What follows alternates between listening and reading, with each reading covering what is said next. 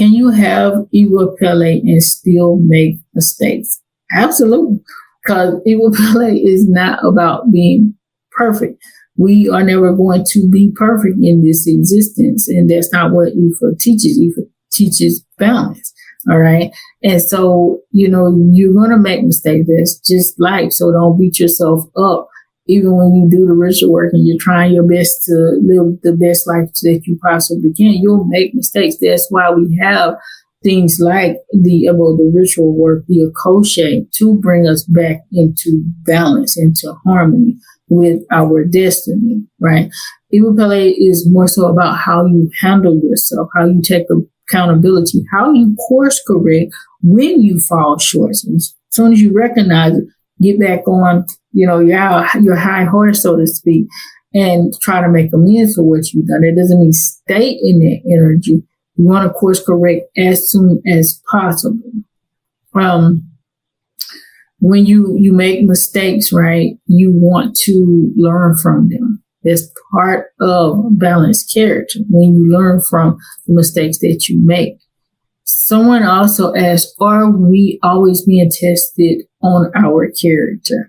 So obviously life is constantly presenting us with like different scenarios that can cause us challenges, that can change our lives, that can change our trajectory and do all kinds of things. However, these situations are not from a space of like a formal test to judge you or condemn you, or like you're going to hell if you don't pass this test. That's not what they are meant for. Instead, they are meant to teach us vital lessons, even when they come from negative or evil forces, and to help us to consistently refine our character. Another question that I received was, when people disagree, does that reflect the character of one person or the other person, or neither of the two? So disagreeing with somebody in and of itself doesn't really have anything to do with their character. It's not revealing your character. People are going to disagree. That's part of life. It's natural and normal and necessary, even so, in some cases. That being said, the way you respond to that disagreement is what shows your character, right?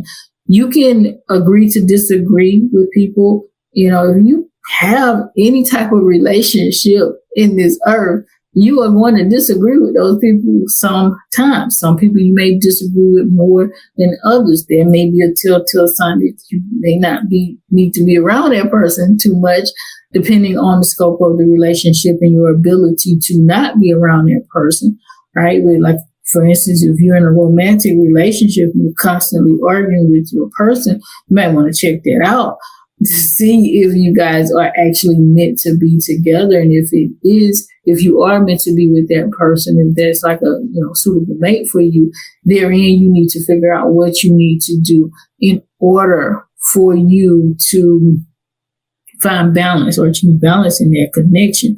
But it may be a situation where you're just not aligned with that person properly, and you two really don't even need to be together, right? But even in the best of connections and relationships, like, do you get angry? Do you get frustrated? Right? Do you start to lay hands on somebody when you disagree with them? That's what determines your character in that situation.